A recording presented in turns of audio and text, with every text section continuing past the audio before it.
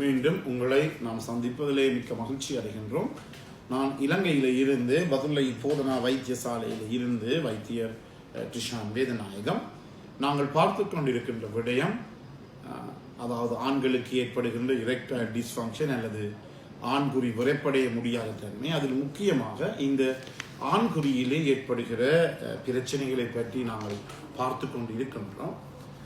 இன்னும் ஒரு முக்கியமான ஒரு ஆண்குறியிலே ஏற்படுகின்ற ஒரு நோயை பற்றி பார்க்க போகின்றோம். அந்த நோயினுடைய பெயர் பெயர்னரிஸ் டிசீஸ் என்று சொல்லுவோம். பெயர்னரிஸ் டிசீஸ்.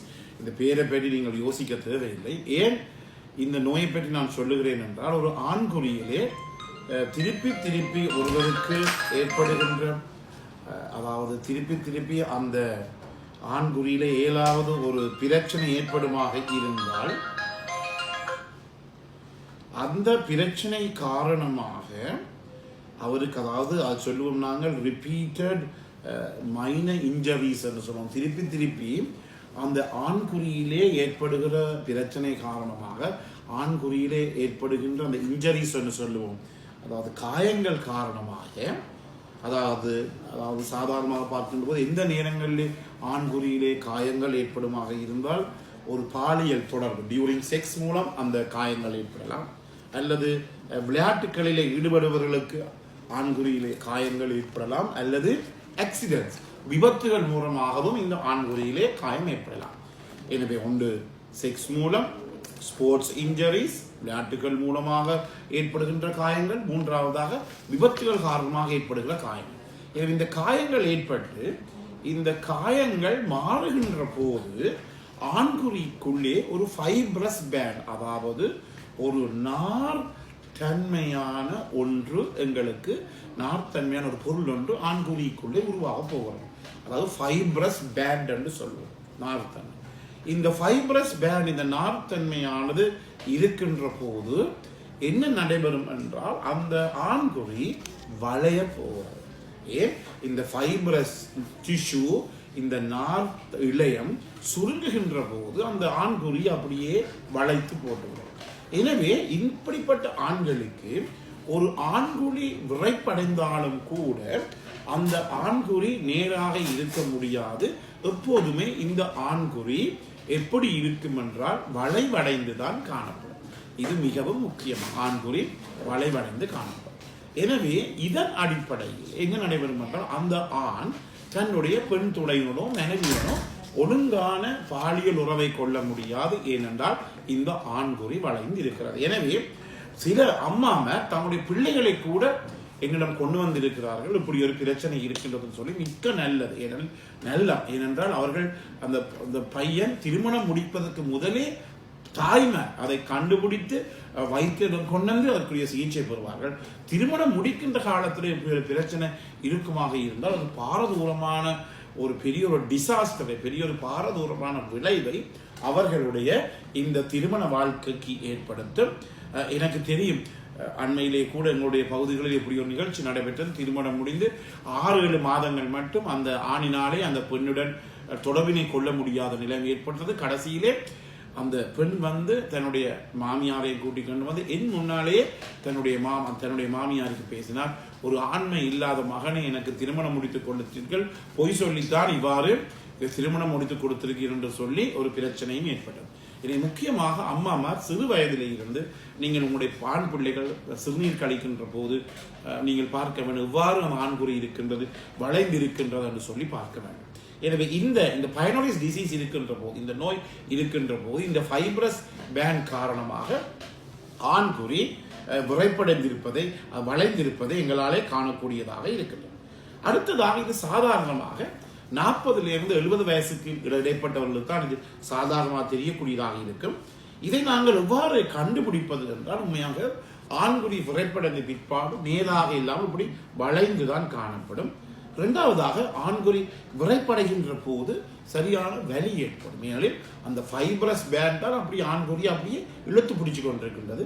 எனவே ஆண்குறி விரிவடைகின்ற போது என்ன நடைபெறும்? இந்த ஃபைப்ரஸ் பேண்ட் ஈடுபடுகின்ற போது இந்த விரைப்படைகின்ற ஆண்குறியிலே தாங்க முடியாத நோய் ஏற்படும்.